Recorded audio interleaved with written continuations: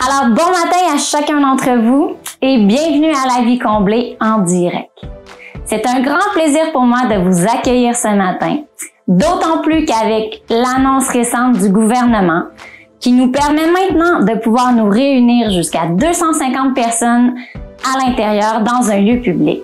J'ai l'immense honneur de vous annoncer que l'Église La Vie Comblée réouvrira ses portes dimanche le 16 août. Donc, c'est une date à marquer à votre calendrier, à ne pas manquer. Nous sommes vraiment dans la joie de pouvoir vous réaccueillir à l'Église le dimanche 16 août. Bien entendu, nous sommes conscients que vous aurez plusieurs questions concernant le fonctionnement, les différentes règles à suivre. D'ici quelques jours, suivez-nous sur notre page Facebook. Nous vous présenterons les différentes phases de réouverture de l'Église et ainsi que le fonctionnement complet du dimanche matin. Donc, c'est à ne pas manquer. Je vous invite aussi à consulter notre page Facebook pour entendre les capsules portant sur le courage qui sont données les lundis et mercredis. Ne manquez pas ça. Je profite de cette occasion aussi pour vous remercier pour votre générosité. Merci de nous aider à changer des vies jour après jour en donnant. Vous pouvez toujours continuer de le faire en vous rendant directement sur notre page web au www.lavicomblée.com. Sélectionnez « Faire un don » et toutes les informations pour savoir comment faire vous seront données. Sur ce, je vous souhaite un excellent dimanche et un très bon message.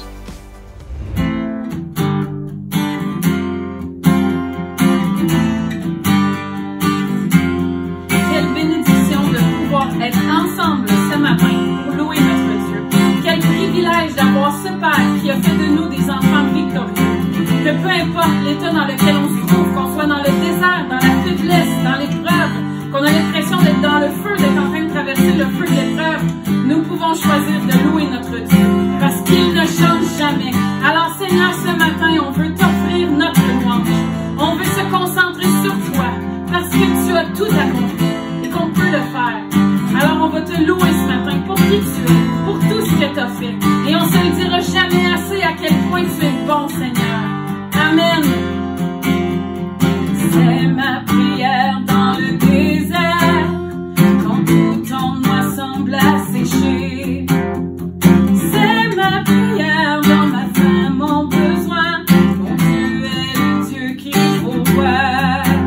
C'est ma prière dans le feu, la faiblesse, l'épreuve, la douleur. Il y a une foi plus précieuse que l'or, donc purifie-moi par la foi. Je te louerai, rien contre moi ne pourra subsister. Je me réjouis et je déclare, tu es ma victoire, il est ici. Oh, tu es notre victoire, il est avec nous, amen. C'est ma prière dans le désert.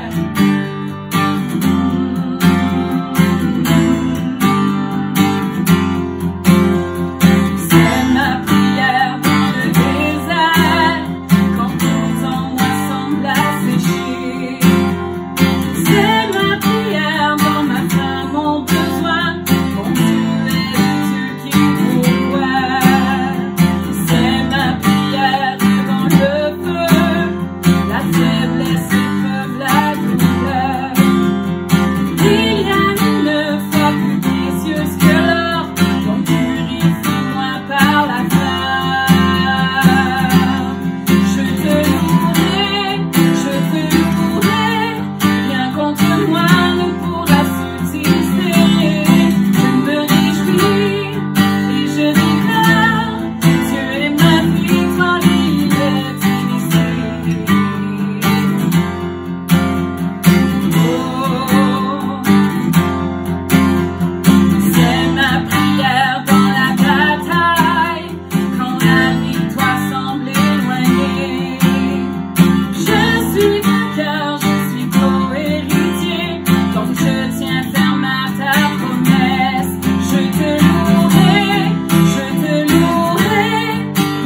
contre moi ne pourra subsister.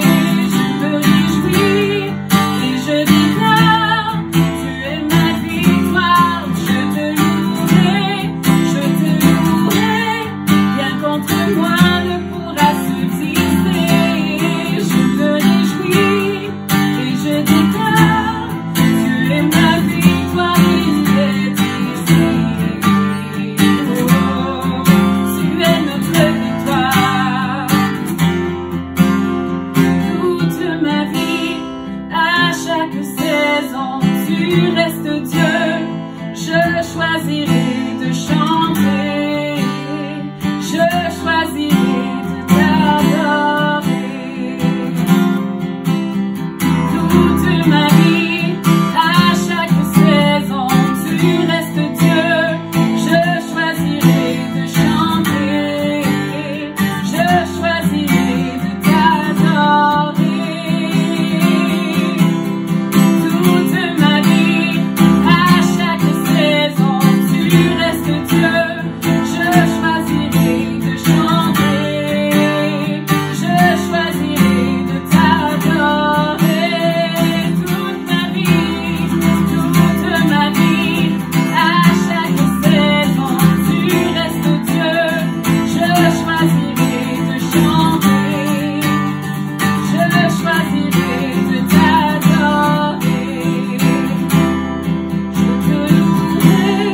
Je te louerai, rien contre moi ne pourra subsister. Je me réjouis et je déclare, Dieu est ma victoire, il est ici. Je te louerai, rien contre moi ne pourra subsister.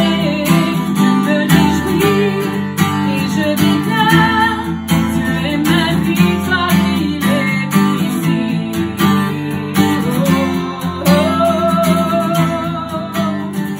Jésus, tu es notre victoire, tu as tout accompli, et on fait le choix ce matin de te louer, de choisir d'être reconnaissant, parce que Seigneur, dans la reconnaissance, rien ne peut nous atteindre. En toi, rien ne peut nous atteindre.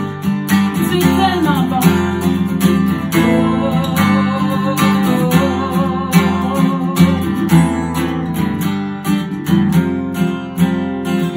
C'est ma prière dans la bataille, quand la victoire semble éloignée. Je suis vainqueur, je suis co-héritier, donc je tiens ferme à ta promesse. Alléluia.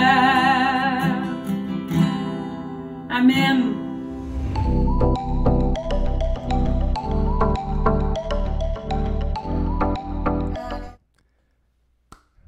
Bon matin tout le monde. Encore une fois, à mon tour de prendre le temps de vous souhaiter la bienvenue à l'Église chrétienne La Vie Comblée. Peu importe d'où vous écoutez, sur quoi vous écoutez, comment vous écoutez, avec qui vous écoutez. Peut-être que vous êtes en vacances en ce moment et vous allez attraper là, ce message un peu plus tard. Bref, ça nous fait quand même très, très, très plaisir de vous accueillir aujourd'hui. Puis, d'autant plus que vous n'avez aucune idée à quel point j'ai vraiment hâte d'apporter la parole qui est dans mon cœur ce matin. Hein, lors de ma préparation même, là, je suis tombé sur le message d'un pasteur qui traitait en fait, grosso modo, du même sujet que je veux partager avec vous aujourd'hui. Puis ça m'a vraiment encouragé et inspiré et j'espère en fait que ça va avoir le même impact, pour vous aujourd'hui. Mais avant d'entrer dans le vif du message, je voulais quand même prendre le temps pour partager une nouvelle avec vous. Premièrement, si vous venez tout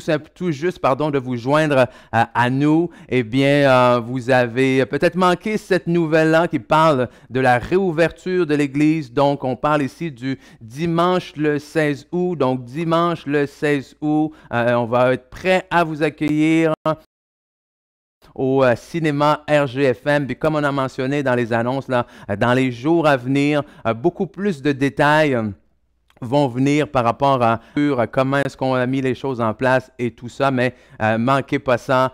Dimanche le 16 août, ça va être tout simplement génial depuis le temps qu'on attend ce moment-là. Et aussi, mais je voulais vous tenir au courant que Monsieur Nadeau, Frédéric Nadeau, est entré hier à l'hôpital suite à un infarctus. Donc, la bonne nouvelle, c'est que hier soir, dans la nuit, les médecins ont quand même réussi à débloquer là, ce qui ne fonctionnait pas.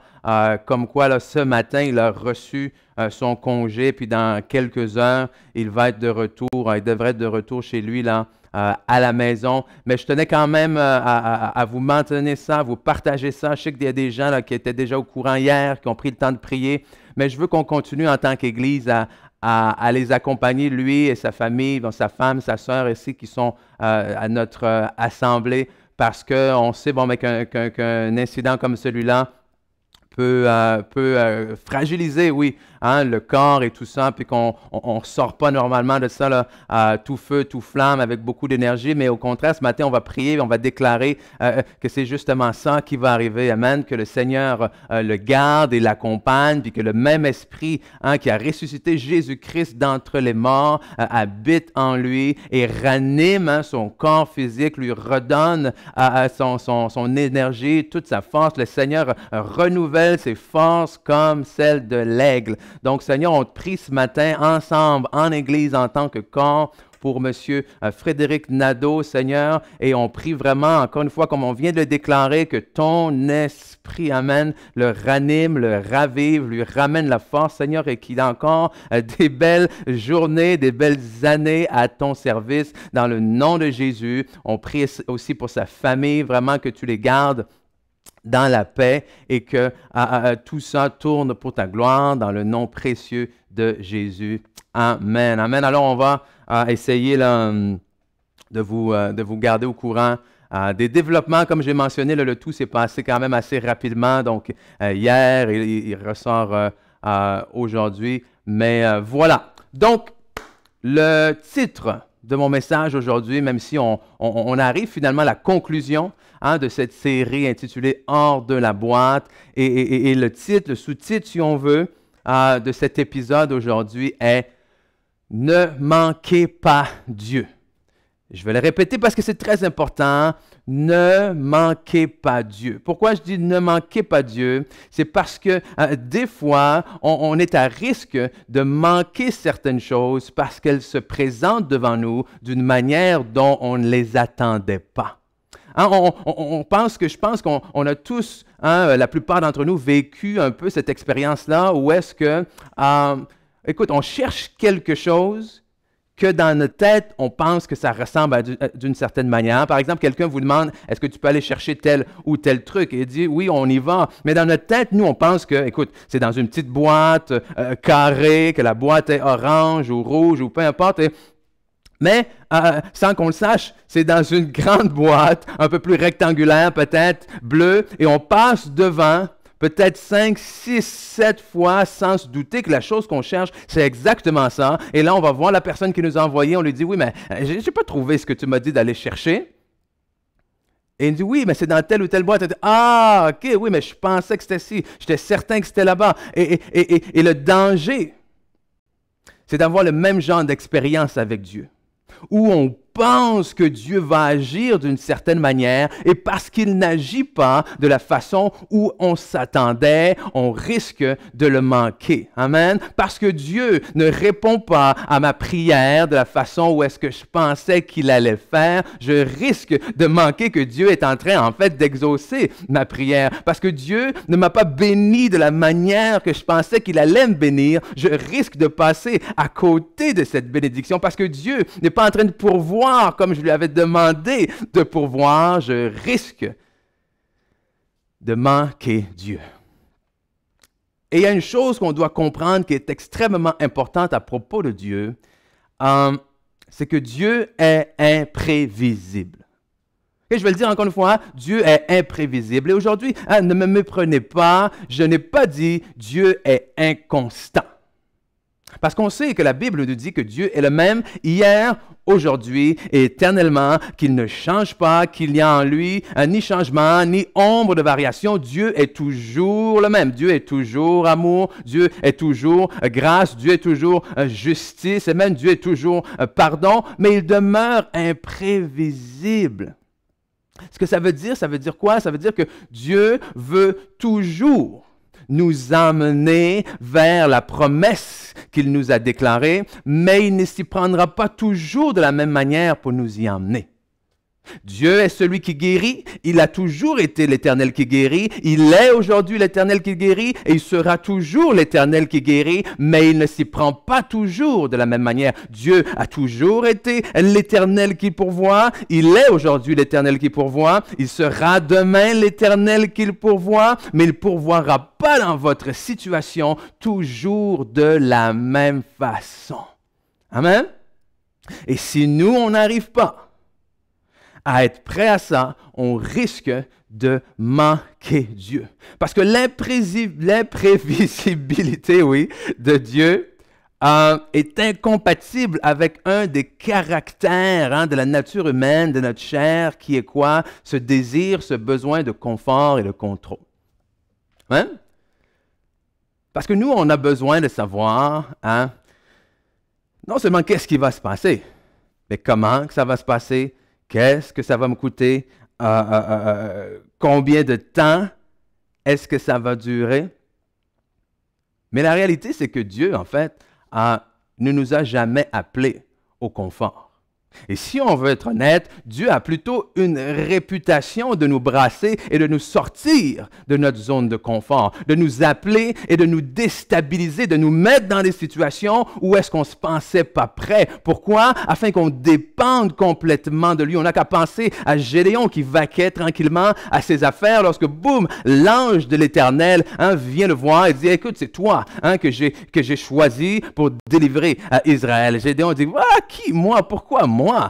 On pense à Moïse, alors que Moïse était tranquillement en train de refaire sa vie dans le désert, après un premier 40 ans un peu tumultueux et tout ça, plusieurs années de tumulte, pardon.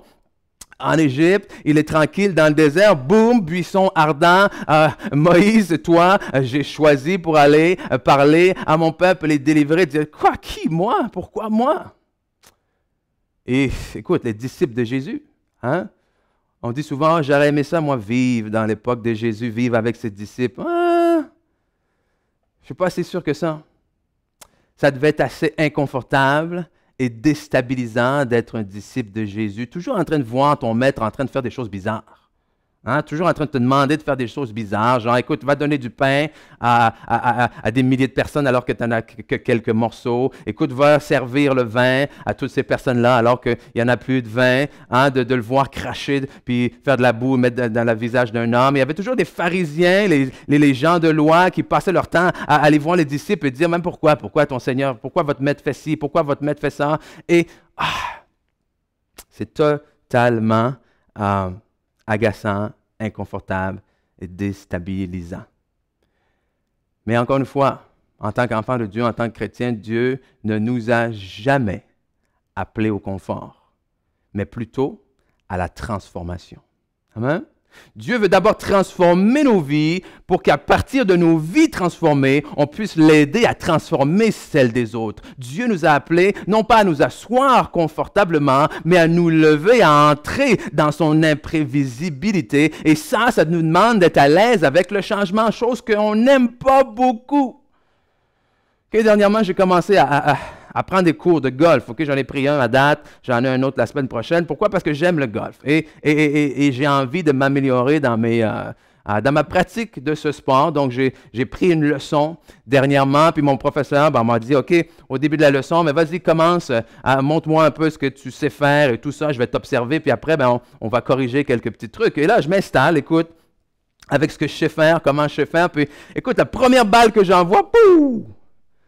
Parfaite, s'en va loin. Il me dit, waouh, c'est génial et c'est bon et c'est tout ça. Donc, je continue, confiant d'avoir impressionné mon entraîneur et tout ça. Puis, après quelques minutes, il dit, c'est bon maintenant, OK, on va passer au travail, on va commencer au travail, puis on va corriger quelque chose, certaines choses. Il dit, OK, mais qu'est-ce qu'on va corriger?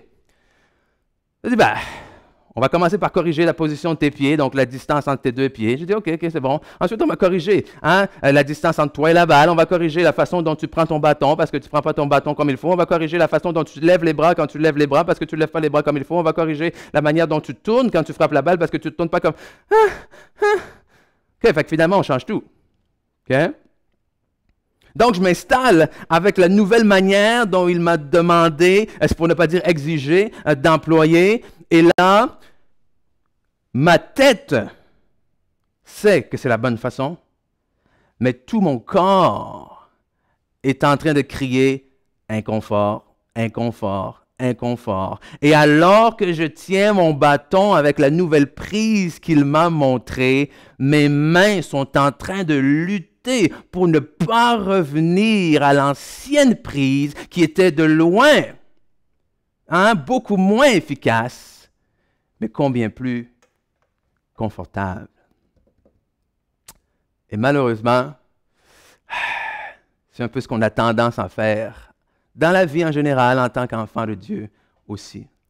Mais je veux vous dire, comme c'est la prémisse de cette série-là, hors de la boîte, de vivre infiniment au-delà de ce que Dieu peut faire, ou plutôt infiniment au-delà, de ce que nous, on peut penser ou demander, je vous dis que vous ne goûterez jamais, je vais le dire jamais, on dit ne jamais dire jamais, mais je vais le dire.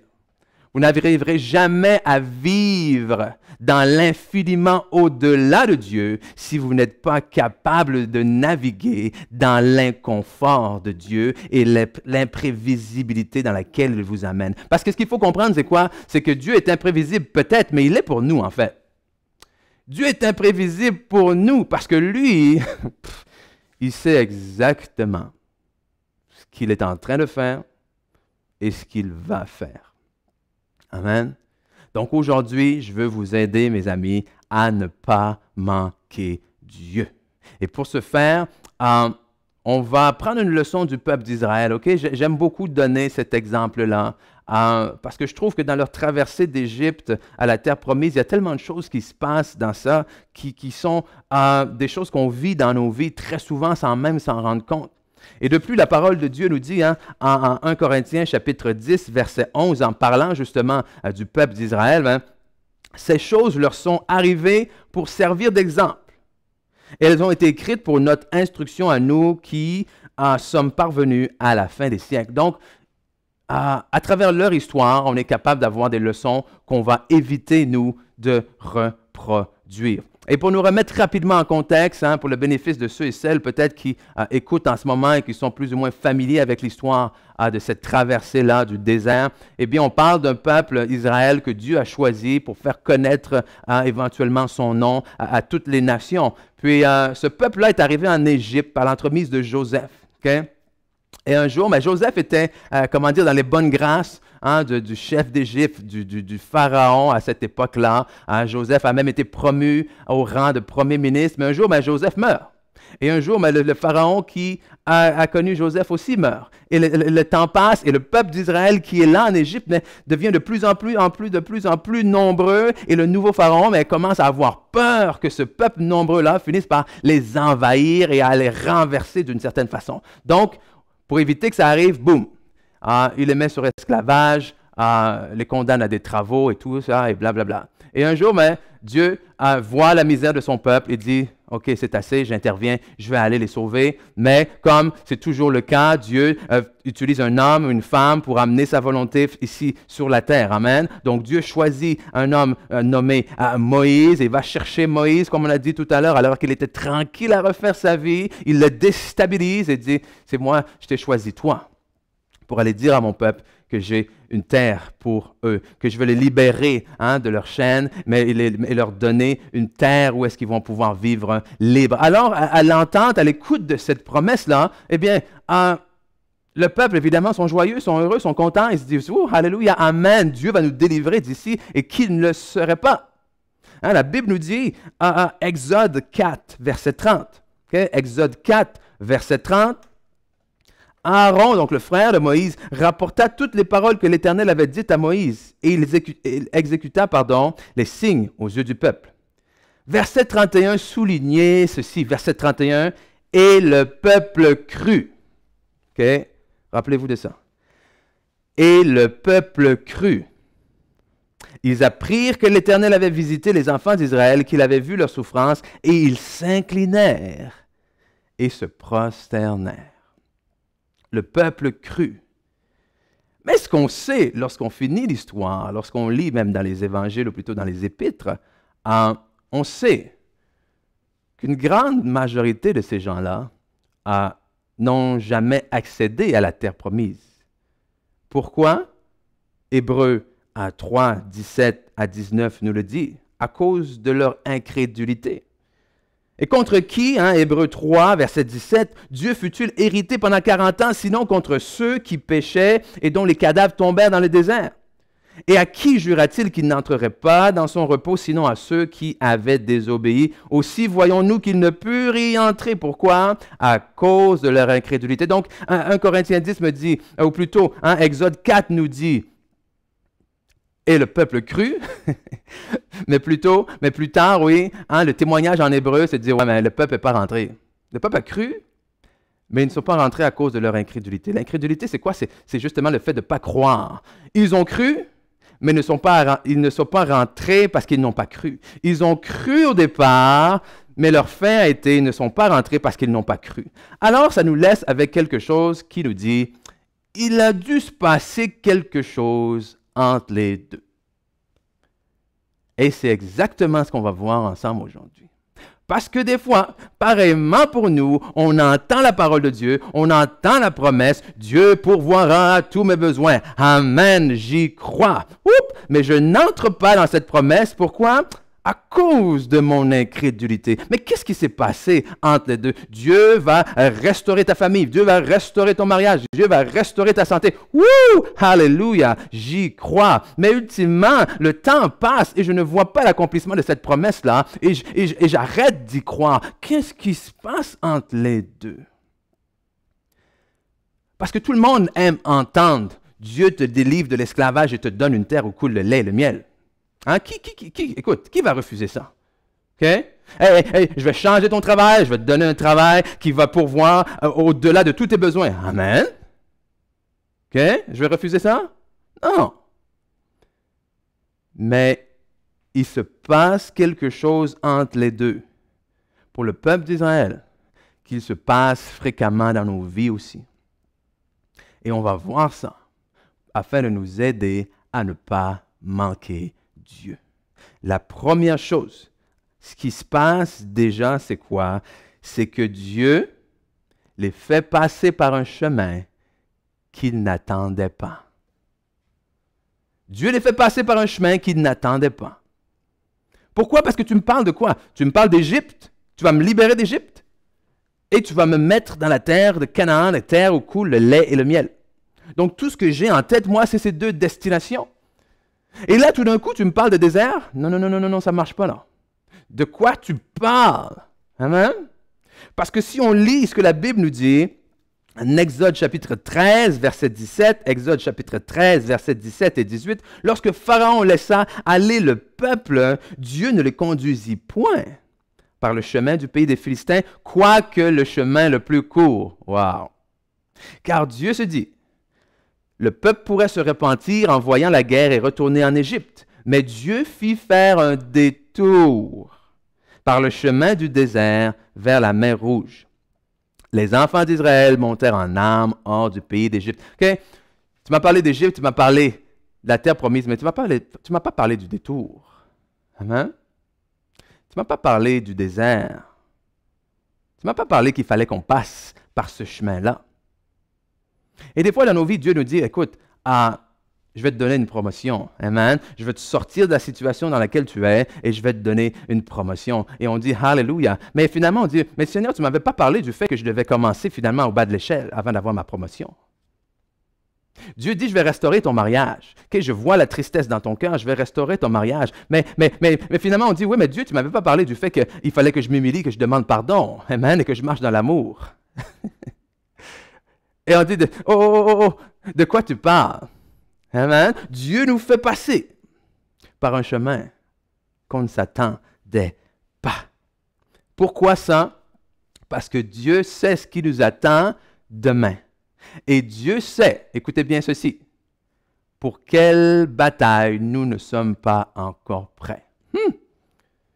Dieu sait pour quelle bataille nous ne sommes pas encore prêts. Ce qu'on a lu ensemble, c'est quoi? Dieu les a fait passer par un détour parce qu'il se dit, le peuple pourrait se repentir en voyant la guerre et retourner en Égypte. Donc Dieu sait que pour passer de l'esclavage à la liberté, tu vas devoir passer par des saisons difficiles, mais tu n'es pas prêt encore pour affronter ce que je sais que tu devras affronter. Donc je te fais faire un détour afin de te permettre de t'équiper de ce que tu auras besoin afin d'affronter, amen, ce que tu vas être confronté. Alléluia. Et on se dit des fois, oui, mais pourquoi, Seigneur, j'ai besoin de faire ce détour-là? Et pourtant, ce qu'on lit dans la Bible ici, dans ce même passage, c'est que les enfants d'Israël, ok, à la fin du verset 18, c'est écrit, les enfants d'Israël montèrent en armes hors d'Égypte. Ça veut dire qu'ils sont sortis d'Égypte armés. Mais Dieu dit, ils vont voir la guerre, ils vont vouloir se retourner. Mais ils sont sortis d'Égypte en armes. Ils ont les armes, mais ils n'ont pas encore ce qu'il faut pour se servir de ces armes. Demandez à des gens qui ont vécu, qui ont un héritage de 400 ans d'esclavage, de se transformer du jour au lendemain en guerrier. Vous avez peut-être le don. Vous avez peut-être le talent, mais vous n'avez pas encore le cœur et l'humilité qui va avec. Vous avez peut-être toute l'expérience nécessaire pour avoir cette promotion. Mais vous n'avez peut-être pas encore l'amour et l'intérêt des autres avant pour avoir cette promotion. On se comprend? Amen? Et Dieu dit, je vais te faire passer par un chemin dont tu ne t'attendais pas. Et c'est là le problème pour eux. Ce détour. Ce problème qui est le même parfois trop souvent pour nous. Qui nous amène à risquer de manquer Dieu. Mais non seulement il les amène par un chemin qu'ils ne pensaient pas prendre, mais sur le chemin qu'ils ne pensaient pas prendre, Dieu leur donne une bénédiction qu'ils ne reconnaissent pas. Cette bénédiction, on l'appelle quoi? La manne, le pain du ciel. Exode, chapitre 16, nous parle de ça. D'un épisode où justement les enfants d'Israël, le peuple est là dans le désert, puis ils font ce qu'ils faisaient de mieux, c'est-à-dire quoi? Se plaindre, murmurer, en bon québécois, chialer. Et là, ils ont commencé à chialer parce qu'ils n'avaient pas assez de nourriture. Et ils ont dit, hey, est-ce qu'il y a quelqu'un qui va nous donner du pain à manger? Donc Dieu, irrité, mais dans sa bonté, dit au verset 11 dans le chapitre 16 d'Exode, j'ai entendu, ou plutôt le verset 12, ok? J'ai entendu les murmures des enfants d'Israël. Donc dis-leur, entre les deux soirs, vous mangerez de la viande, et au matin, vous vous rassasierez de pain. Et vous saurez que je suis l'Éternel. Le soir, il survint des cailles qui couvrirent le champ, ou plutôt le camp. Et au matin, il y eut une couche de rosée autour du camp. Quand cette rosée fut dissipée, il y avait à la surface du désert quelque chose de menu comme des grains, quelque chose comme de la gelée blanche sur la terre. Et ça, c'était la manne. Les enfants d'Israël regardèrent et se dirent l'un à l'autre. Écoutez bien ça. Les enfants d'Israël se regardèrent et se dirent l'un à l'autre, qu'est-ce que c'est que cela? Car ils ne savaient pas ce que c'était.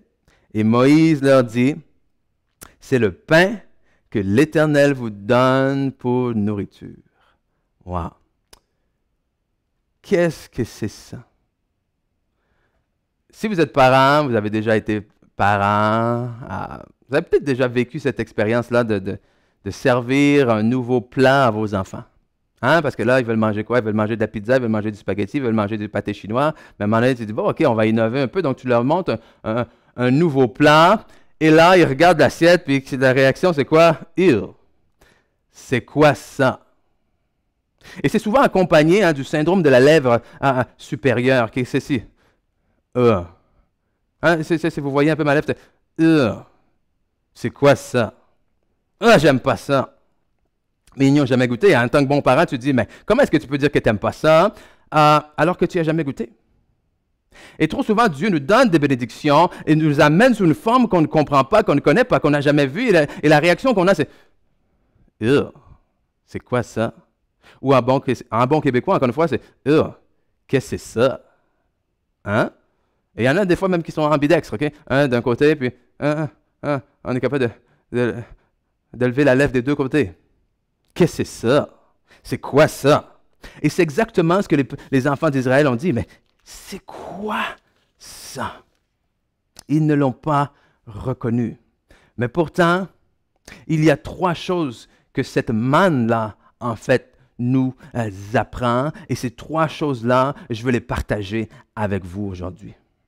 C'est que premièrement, cette manne-là, cette bénédiction, même si on ne la reconnaît pas, nous apprend qu'il faut mettre la main à la pâte. Il faut mettre la main à la pâte. Qu'est-ce que je veux dire? Il faut participer aux œuvres de Dieu. Hein, la Bible nous dit que nous sommes co-ouvriers avec Dieu. Pas Dieu va faire pour toi. Amen? Non, vous allez travailler ensemble. Il va préparer le chemin, tu vas y aller, tu vas devoir y aller. Et trop souvent, on a ce réflexe-là un peu comme les bébés oiseaux dans un nid. Où est-ce qu'on attend que Dieu nous nourrisse tout simplement? Il va aller chasser pour moi, il va me nourrir, et j'attends. J'attends tout bonnement. Et j'ai le luxe de dire, je vais cracher. Si j'aime pas ce qu'il m'a donné, je vais le cracher. Quelque chose d'autre pour moi, Seigneur. Cette bénédiction, non, je ne l'avais pas. OK? C'est pas comme ça. Pourquoi c'est pas comme ça? On va regarder la manne, c'est quoi finalement? Nombre, chapitre 11, versets 7 et 8. Nombre 11, 7 et 8. La manne ressemblait à de la graine de coriandre et avait l'apparence du bdellium. Okay? On pense que c'est comme une espèce de résine gommeuse qui vient d'un arbre. Le peuple se dispersait pour la ramasser, donc ramassait ces graines-là, la broyait avec des meules ou pilait dans un mortier. Il la cuisait et en faisait des gâteaux.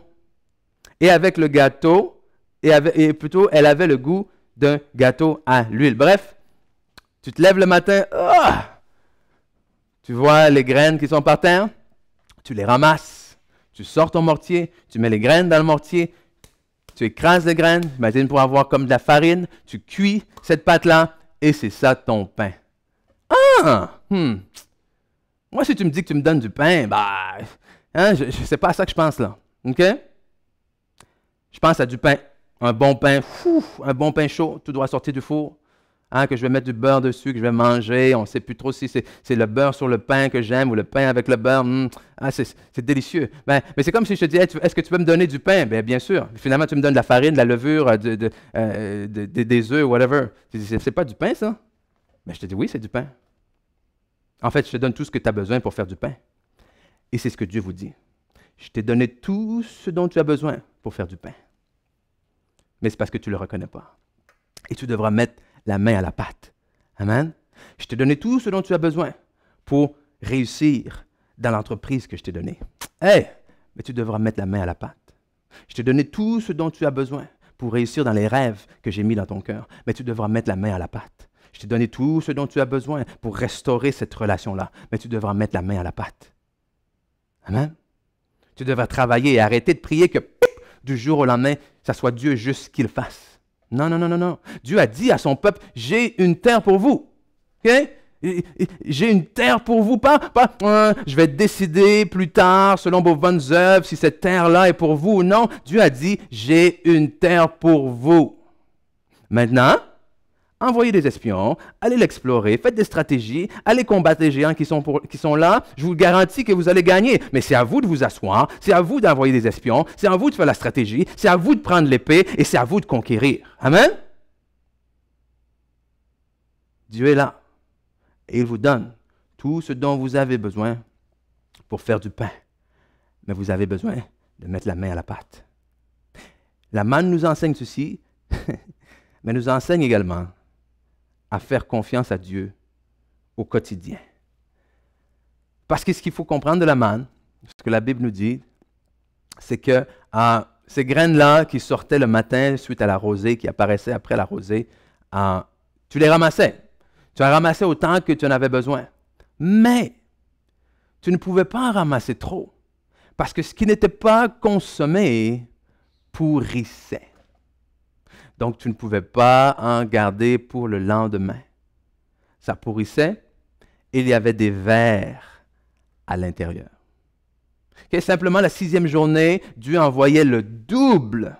Donc, tu pouvais en ramasser le double. Pourquoi? Pour en avoir assez pour la journée de repos, ultimement sabbat, qui avait lieu le lendemain, où est-ce qu'il n'y aurait pas de manne au sol ce jour-là. Donc, c'est ce qu'elle nous apprend. C'est que chaque jour, je dois mettre ma confiance en Dieu, en lui seul, pour être ma source. Okay? Et rapidement, hein, ma femme et moi, on a dû mettre en pratique ce principe-là. Ou est-ce qu'après plusieurs années de prière et d'attente, on a eu tous les deux cette conviction-là que moi, je suis venu à l'Église finalement à temps plein. On a eu cette conviction-là il y a à peu près 1 an où est-ce que c'était l'heure maintenant. Est-ce que ma femme vienne me rejoindre également? Elle laisse son emploi de plus d'une 15aine d'années en tant qu'enseignante pour venir me rejoindre à temps plein à l'Église. Et on avait tous les deux la conviction que c'était la volonté de Dieu. Charnellement, ça ne faisait pas beaucoup de sens, mais spirituellement, on a dit oui, OK, c'est ce que Dieu veut, on s'est mis en accord, on y va. Mais on avait un plan B. Puisqu'on a tous les deux une expérience en enseignement, on s'est dit, hey, si jamais c'est plus difficile d'y arriver financièrement, on pourra toujours retourner aller faire un peu de suppléance, du remplacement ici et là. Mais rapidement, notre plan B est devenu notre plan A. Où est-ce qu'on a accepté de faire la suppléance, pas parce qu'on a manqué, mais parce qu'on a anticipé qu'on allait manquer. Vous me suivez? Amen? C'est pas, on a fait les calculs, puis ce jour-là, je ne suis pas arrivé à payer quelque chose. Non, non, non. C'est j'ai fait les calculs et j'ai eu peur, selon les calculs, que je n'arriverais pas à payer ce qui s'en venait. Donc, on est retourné faire la suppléance. Mais on a été convaincus par le Saint-Esprit, tous les deux. Dire, c'est pas ça que je vous ai demandé. Je vous ai demandé de me faire confiance à 100%. Est-ce que c'est mauvais, la suppléance? Non. Au contraire, en fait, c'est Dieu qui nous a donné ce don-là, cette capacité-là de faire ça. Et pendant longtemps, juste pour moi, par exemple, j'ai passé presque une année entière à faire que de la suppléance. Et c'est ce qui a aidé à subvenir à plusieurs de nos besoins. Mais c'était une autre saison où est-ce que Dieu voulait que je lui fasse ou que nous lui fassions confiance au quotidien. Et c'est ce que nous avons décidé de faire. Et aujourd'hui, nous sommes capables de jouir d'une bénédiction qui vient de lui, de laquelle nous n'aurions pas pu goûter si nous avions décidé de prendre les choses en main, c'est-à-dire quoi? De les contrôler. Et ce qui est important à comprendre dans cette saison-là, c'est quoi? Pourquoi est-ce que Dieu veut tant qu'on apprenne à lui faire confiance au quotidien? C'est parce qu'un jour, lorsque tu vas rentrer dans la terre promise, la Bible dit, c'est quoi? C'est un pays où coule le lait et le miel. C'est le symbole de abondance. C'est le symbole de, il n'y a pas de manque. Donc, est-ce que le fait de devoir délaisser la suppléance, qu'est-ce que ça fait? Ça a dû qu'on a dû mettre la main à la pâte et oui, s'asseoir, rédiger un budget et tout ça, s'assurer de couper dans certaines dépenses et tout. Mais Dieu a béni tout ça. Mais dans le pays où coule le lait et le miel, tu passes de juste assez à plus qu'assez. Mais le Dieu du juste assez, c'est le même Dieu que le Dieu de plus qu'assez. Et c'est là, une fois que tu vas avoir du lait, du miel qui vont couler sur ta barbe, il ne faudra pas que tu oublies qui t'a emmené là. Amen? Parce que c'est facile de commencer à s'enorgueillir et dire, oui, c'est mon talent, c'est mon don, c'est mon travail, j'ai bûché fort. J'ai ramassé plus de manne que les autres, en fait. Et toute la manne que j'ai ramassée pendant que les autres dormaient, ben, voilà, c'est ce qui a payé pour tout ce que j'ai maintenant. Non. Non, tu vas ramasser juste la manne qu'il te faut. Et moi, je te garantis que demain, je vais te donner juste la manne qu'il te faut. Et après demain, je vais te donner juste la manne qu'il te faut. Pour que tu réalises que dans le fond, toute la manne qu'il te faut, je vais te la donner. Parce que c'est moi, ta source. Amen. C'est moi qui pourvois à tous tes besoins. Donc, oui, la manne nous apprend qu'il faut mettre la main à la pâte. La manne nous apprend à faire confiance à Dieu au quotidien. Et finalement, mais la manne nous apprend que les saisons sont passagères. La manne nous apprend que les saisons sont passagères. Et ça, c'est un point important. Pourquoi? Parce que je vois trop de gens qui réagissent seulement en fonction de ce qu'ils sont en train de vivre. Okay? On a cette incapacité à voir plus loin que ce que je suis en train de vivre, à voir plus loin que ce que je suis en train de sentir maintenant. Un peu comme un jeune adolescent qui vit une peine d'amour et qui est certain que sa vie est finie, que c'était elle. Et c'est fini. Il n'y en aura plus d'autres. Okay? J'ai 16 ans, mais ma vie est terminée. Je l'ai échappé. Et il ne mange plus, il ne dort plus, il ne s'amuse plus. Pourquoi? Parce qu'on n'arrive pas à voir demain. Et à 16 ans, OK.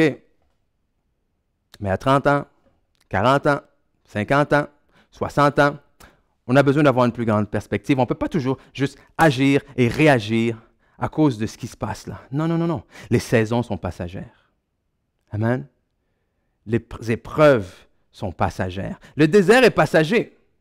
Le désert était appelé à être un détour. Le désert était appelé à être passager. La seule raison, amen, pourquoi ils sont restés plus longtemps qu'il le fallait, c'est parce qu'ils n'ont pas eu la bonne attitude.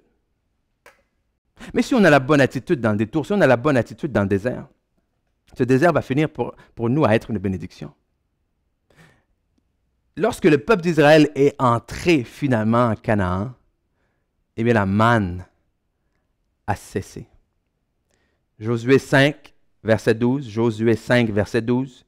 La manne cessa le lendemain de la Pâque quand ils mangèrent du blé du pays. Les enfants d'Israël n'eurent plus de manne et ils mangèrent les produits du pays de Canaan. Un jour, tu vas te nourrir de la promesse de Dieu. Amen. Et cette saison-là, peut-être difficile par moments, que tu as dû traverser pour t'emmener là, va être derrière toi. Et c'est d'autant plus important dans cette saison qu'on vit là, cette saison de crise, cette saison de pandémie, cette saison où est-ce que des fois, oui, les gouvernements prennent des décisions peut-être qu'on n'est pas d'accord avec. Mais en tant qu'enfant de Dieu, amen, notre mandat, c'est quoi? Notre mandat, ce n'est pas de critiquer, notre mandat, c'est de prier. Amen. C'est de prier pour nos autorités, c'est de prier pour la sagesse, c'est de prier que malgré tout ce qui se passe, non seulement on puisse continuer, comme la Bible dit, à vivre en paix, mais que malgré tout ce qui se passe, on n'oublie pas notre mandat, nous, d'être la lumière du monde. Donc la lumière ne critique pas ce qui se fait dans les ténèbres, mais au contraire, la lumière va dans les ténèbres et dit, pouc, j'allume et je vous montre la vérité. Amen. Je vous guide vers le chemin avec amour. Donc, arrêtons de nous laisser déstabiliser par tout ce qu'on voit dans les nouvelles et se dire non, non, non, non, cette saison-là est passagère. Parce que pendant que toi, tu t'inquiètes aujourd'hui, Dieu est déjà en train de planifier demain. Pendant que tu es en train de critiquer ce qui se passe aujourd'hui, Dieu est en train de préparer tes bénédictions de demain. Mais ton incrédulité, amen, va faire en sorte que si tu restes dans cette position-là, tu risques de quoi? Oui, tu risques de manquer Dieu. Parce que tu ne focuses pas sur la bonne chose. Les saisons sont passagères. Le désert est appelé à être passager. Le désert n'a jamais été fait pour mourir. Pour laisser mourir notre chair, peut-être, oui. Pour laisser mourir notre ego, oui. Mais pour sortir de là plus grand qu'on est entré. Amen. Donc, si c'est le cas, si Dieu est en train, dans mon désert, dans mon détour, dans cette saison difficile-là, avec la manne, avec la bénédiction que je ne reconnais pas, dont je ne m'attendais pas, à préparer une bénédiction plus grande, parce que c'est ce qu'il faut comprendre, c'est que pendant cette saison, mais Dieu te prépare quelque chose de plus grand. Donc, qu'est-ce qu'il reste à faire si tu sais que Dieu te prépare quelque chose de plus grand? C'est de le dire merci. Donc, faisons attention que de nos bouches, amen, de la même source ne coule pas l'eau douce et l'eau salée, la Bible nous dit en Jacques. Donc, de la même source, c'est-à-dire de notre même bouche, ne devrait pas couler la malédiction et la bénédiction. Amen? Au contraire de notre bouche a été créée pour bénir, a été créée pour louer, a été créée pour élever, pour honorer, pour adorer. Donc, dans cette saison-là, profitez-en pour louer Dieu. Louer Dieu, pas pour ce qui se passe maintenant, pardon, pas louer Dieu à cause de la difficulté que tu as maintenant, mais louer Dieu. Parce que tu lui dis, moi je ne sais pas ce qui va se passer demain, mais toi tu sais ce qui se passe demain. Moi je ne sais pas ce qui m'est réservé demain, mais toi tu sais ce qui m'est réservé demain. Et tu sais que la saison que je suis en train de passer n'est rien à comparer des bénédictions, alléluia, que je vais toucher dans la terre, dans le chemin, dans la provision, plutôt dans le pays qui était en train de préparer pour moi. Alors au lieu de critiquer, au lieu de déprimer, au lieu de m'inquiéter, je vais lever la voix vers toi et je vais dire alléluia, gloire à Dieu, merci, rien n'est impossible, alléluia. Si tu dis, la chose arrive, je regarde ça comme une semence et je regarde ce désert, cette saison, comme un tremplin qui me propulse vers la prochaine saison qui sera de loin plus glorieuse que celle-ci. Mais si je veux que la prochaine soit glorieuse, il ne faut pas que je manque Dieu. Juste parce qu'il m'a donné de la farine et de la levure au lieu de me donner du pain.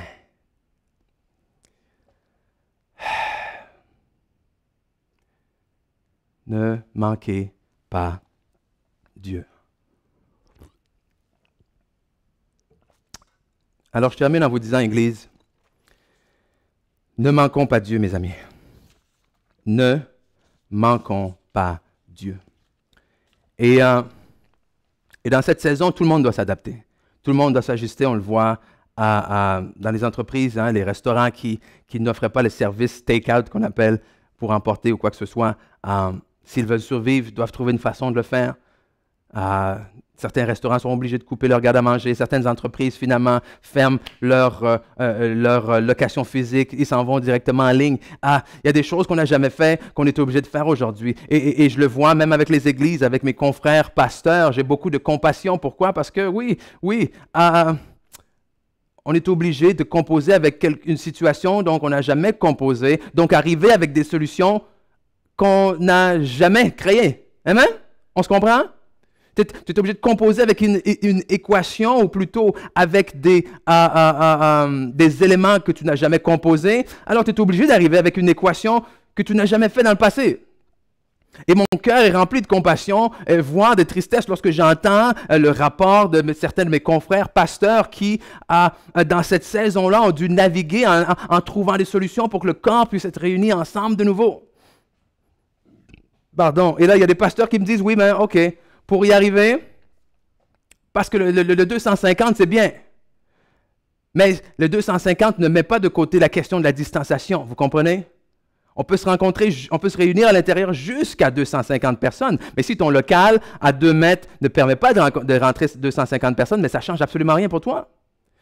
Donc, il y a certains de mes confrères que ça soit 1000, que ça soit 10 000, que ça soit 250, leur local à 2 mètres, eux, ne peut pas rentrer plus que 40 personnes.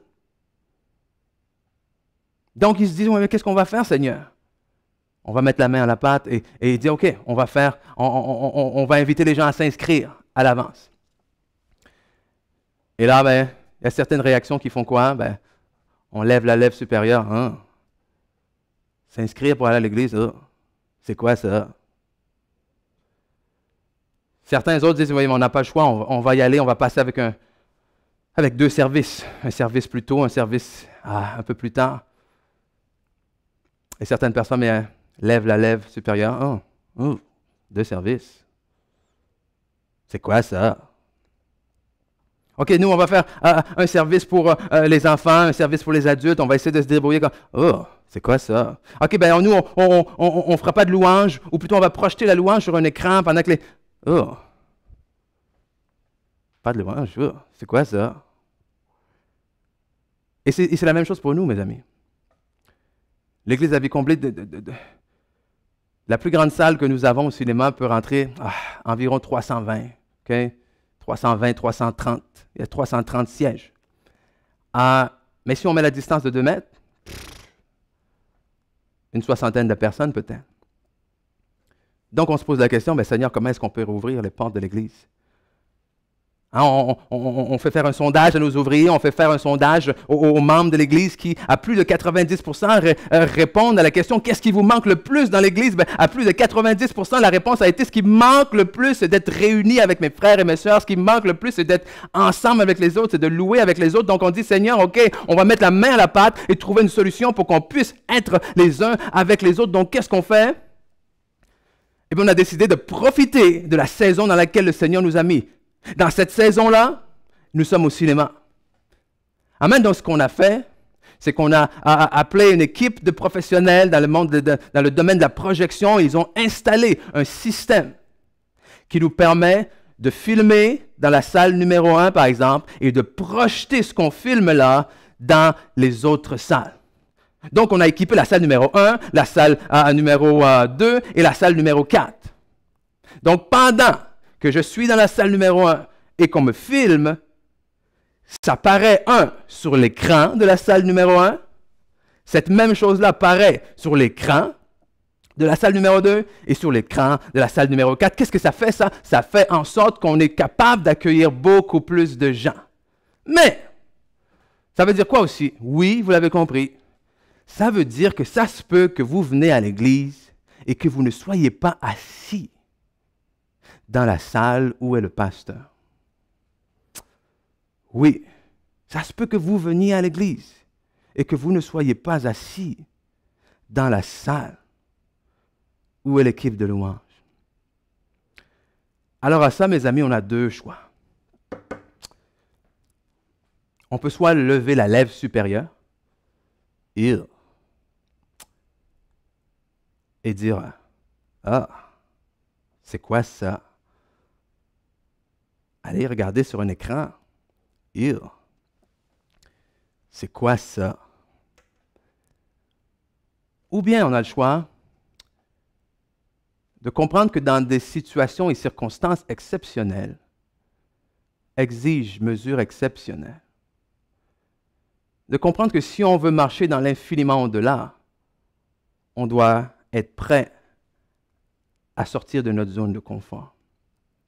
On a le choix de lever la lèvre. Ou on a le choix de dire, « OK, Seigneur, je comprends que cette saison-là, elle est temporaire. Et que tu nous prépares aujourd'hui à quelque chose de beaucoup plus grand demain. Alors, je vais décider de te faire confiance, que peu importe les situations, peu importe ce que le gouvernement nous lance comme mesure, Seigneur, nous allons te faire confiance au quotidien, que peu importe ce qui arrive, nous allons continuer à faire l'œuvre à laquelle tu nous as appelés et que nous sommes prêts à mettre la main à la pâte, de prendre la farine, de prendre l'huile, de prendre la levure et de faire du pain et de s'assurer que peu importe ce qui est jeté contre nous, les vies vont continuer à être transformées par l'amour de Jésus-Christ à travers le ministère de l'Église, la vie comblée. Et cette Église-là, c'est nous, mes amis. Alors cette heure que nous vivons présentement est une heure qui appelle les Josué et les Caleb. C'est une heure qui appelle les Caleb à se lever et à dire, si Dieu est avec nous, qui sera contre nous? C'est une heure qui appelle les Josué à se lever et à dire, Amen, jusqu'à quand tarderez-vous à prendre possession du pays que l'Éternel vous a donné? Ah, mes amis. Donc, si vous êtes là, chez vous, levez-vous. Si vous voulez être un Josué, si vous êtes des Caleb, levez-vous, levez les mains en l'air et dire, oui Seigneur, me voici, me voilà, je ne veux pas manquer Dieu. Je suis prêt, alléluia, à mettre la main à la pâte et faire tout ce qui sera nécessaire, alléluia, afin de voir l'avancement de l'Évangile, afin que cette bonne nouvelle puisse continuer à être partagée et afin que les perdus puissent être sauvés, afin que ceux qui sont dans les ténèbres puissent voir la lumière manière, Seigneur. Je ne me sens pas prêt, Seigneur, mais je te remercie parce que si tu me fais passer par cette saison-là, je sais que toi, tu me donnes tout ce dont j'ai besoin pour faire du pain. Alléluia. Je ne me sens pas encore à la hauteur, Seigneur. Je ne sais pas encore comment me servir de mes armes, Seigneur, mais je te remercie, alléluia, parce que toi, tu es en train de m'exercer au combat. Toi, tu es en train de m'équiper. Alors, au lieu de paniquer, au lieu de m'inquiéter, au lieu de critiquer, Seigneur, je vais au contraire prendre et utiliser le souffle que tu m'as donné pour louer le Dieu Tout-Puissant, alléluia, et élever son nom. Ouh! Ouh! Gloire à Dieu. Oh, alléluia. Oh, vous ne savez pas à quel point j'ai hâte de vous voir. C'est comment être excité comme ça devant une caméra, mais c'est l'Esprit de Dieu qui m'excite et qui m'amène à vous appeler, à vous apporter cette parole-là. Et on conclut cette série-là avec une de mes citations, sinon ma citation préférée, qui vient de George Bernard Shaw et qui va comme suit. Dans la vie, il y a deux types de personnes. Il y a ceux qui voient les choses telles qu'elles sont, qui regardent les choses telles qu'elles sont et qui se disent, mais pourquoi? Mais il y a ceux qui imaginent les choses telles qu'elles pourraient être et se disent, mais pourquoi pas? Et ma traduction, version hors de la boîte 2020, elle est celle-ci. Il y a ceux qui regardent les choses telles qu'elles sont et lèvent la lèvre supérieure et se disent, c'est quoi ça?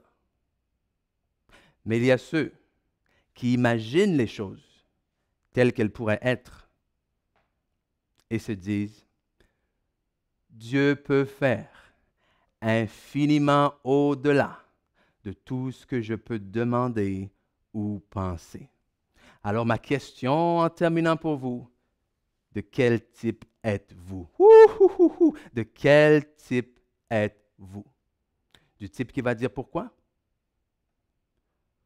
Ou de celui qui va dire pourquoi pas? Alors si vous écoutez aujourd'hui, j'ai une bonne nouvelle pour vous. Si vous n'avez jamais accepté le Seigneur Jésus comme votre maître et votre sauveur, votre Seigneur. Ça veut dire quoi ça? Si vous n'avez jamais honnêtement, sincèrement dit oui, moi je crois en Dieu et fait cette déclaration, pris cet engagement-là pour lui, j'ai une bonne nouvelle pour vous. Dieu veut vous faire passer de l'esclavage à la terre promise. Dieu veut vous libérer du péché et vous donner la vie éternelle. Dieu veut vous libérer de ce que vous gardez prisonnier et vous donner la liberté. On a un Dieu qui est amour, on a un Dieu qui est pardon, et ce Dieu-là a envoyé son Fils unique pour payer pour vos péchés, pour payer la rançon pour vos manquements, afin que par votre foi en lui, vous receviez la vie éternelle. Mais il faut croire. Il faut croire et il faut dire oui. Dire oui, je crois que Jésus-Christ est le Fils de Dieu et que je vais lui faire confiance avec ma vie et je lui donne ma vie entre les mains. Je ne vous garantis pas que le chemin entre l'esclavage et la terre promise va être sans anicroche, sans bosse, mais elle va être très, très, très, très certainement, sans aucun doute, meilleure que ce que vous auriez pu imaginer. Amen. Alors, si vous voulez faire le saut aujourd'hui, la Bible nous dit en 2 Corinthiens 5, 17, celui qui est en Jésus-Christ est une nouvelle créature, que les choses anciennes sont passées et que toutes choses deviennent nouvelles. Alors, si vous voulez recevoir la vie éternelle et le nouveau de Dieu aujourd'hui, je vous invite à faire cette prière avec moi et dire ceci, Père éternel, je te remercie.